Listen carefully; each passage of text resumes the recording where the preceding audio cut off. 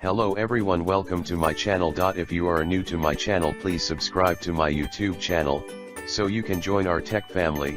If it is informative to you, please like our video, share it with your friends so they can get help with these video, and don't forget to press all notification bell icon so you get regular update and don't miss any single video. Linux servers, methods of threats, maintenance of physical security of the servers. Here are the factors related to physical stability include the power supply, physical location of the server room, temperature, etc. Failure of any one of the above said factors lead the server into risks.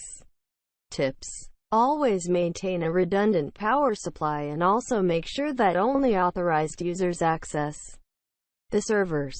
Enable the option chassis intrusion in the BIOS settings to be aware of unauthorized users running unwanted services and absence of firewall. When unwanted services running on the system are not disabled or not well protected by firewall, it helps the unauthorized users to exploit the vulnerabilities in services and further having control over the system. Tips: always disable unwanted services by uninstalling those services. Configure the startup scripts under the etc. RCD directory in such a way that only required services are running. Never start a service as a root. Instead, start the service in the name of user, so that expositing the vulnerabilities in the services might not provide root access. Remote access for server administration using unsecured services like Telnet for remote access to the servers may affect the confidentiality of the data transferred between the server and the user.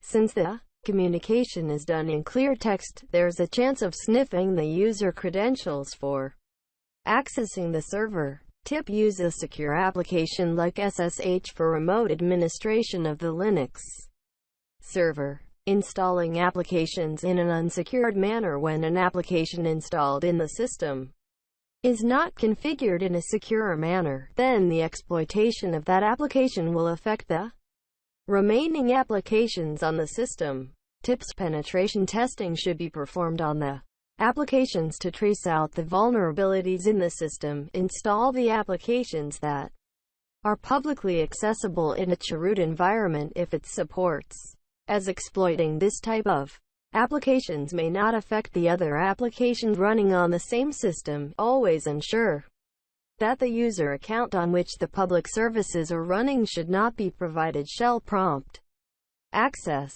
Using insecure file services. When insecure file services like File Transfer Protocol (FTP) is used for uploading and downloading the data from server, it may affect the confidentiality of the transferred data. This is possible since FTP do not support data encryption by default. Tips: it is recommendable to implement access control lists on Linux server for defining better access privileges to the files.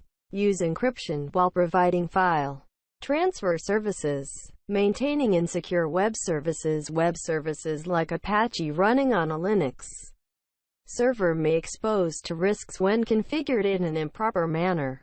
This will include providing root privileges for running the web services, not using encryption while providing critical web services, and not taking precautions for avoiding denial of service attacks, and not maintaining the logs which will track the user access events, etc.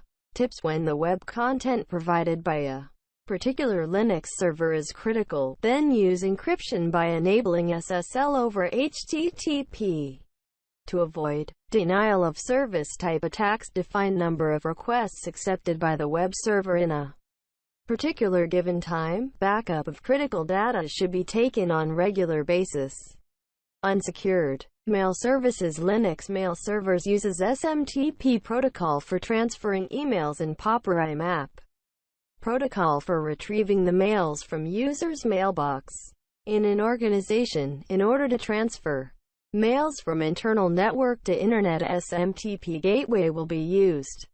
If it is not well secured, it may result two types of well-known attacks. One type of attack is called relaying any unauthorized user. Once he is aware the SMTP server details, he can transfer the mails to other domain mail servers without any authentication at the SMTP server.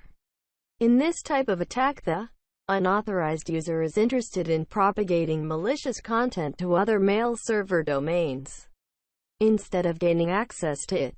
Other type of attack involves the unauthorized user in exploring the mail account information by using SMTP commands like PASV, verb, brfy, expn, and then gaining access to the internal network further.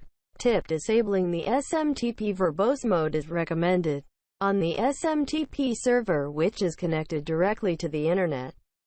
We hope you enjoyed the video and found value in the content. We value your feedback. If you have any questions or suggestions, feel free to post them in the comments section or contact us directly via our social platforms. Thanks for watching.